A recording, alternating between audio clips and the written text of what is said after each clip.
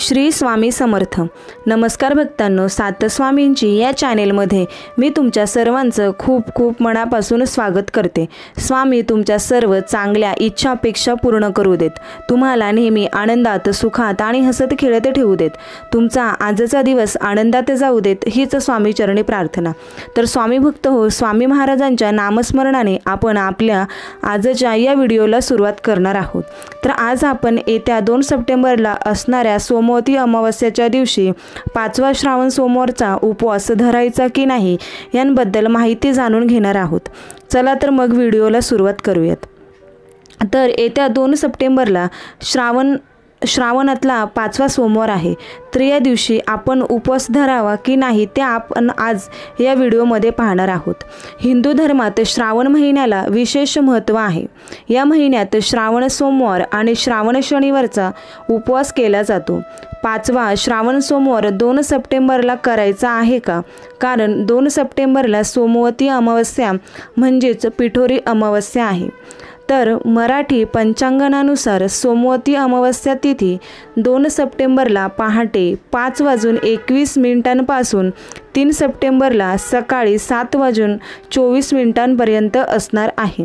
उदय तिथीनुसार 2 सप्टेंबरला पिठोरी अमावस्या असणार आहे। अशा स्थितीत पिठोरी अमावस्या पितरांसाठी विशेष मानली जाते। त्याशिवाय पिठोरी अमावस्या ही शुभ मानली जाते। शिवाय ही श्रावण अमावस्या असल्याने सोबतच अमावस्या तिथी 3 सप्टेंबरला सकाळी 7:24ला संपणार असल्याने या दिवशी श्रावण सोमवारचं व्रत म्हणजेच उपवास धरायचा आहे।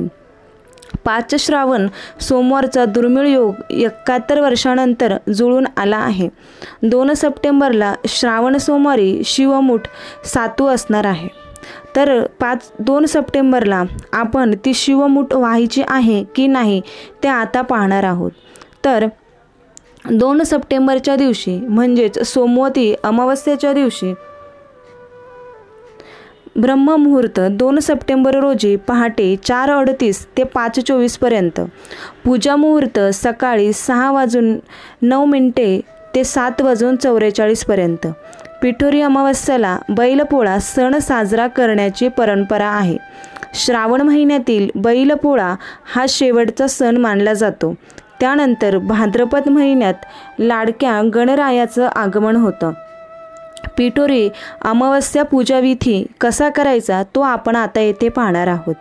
तर पिठोरी अमावस्येच्या दिवशी म्हणजेच 2 सप्टेंबरला या अमावस्येला पिठाचेच सर्व पदार्थ नैवेद्य म्हणून केले जातात।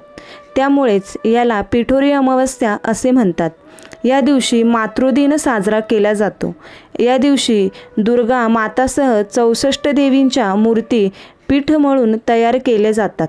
घरातील मुलांच्या सुख समृद्धीसाठी महिला पिठोरी अमावस्येला उपवास करतात।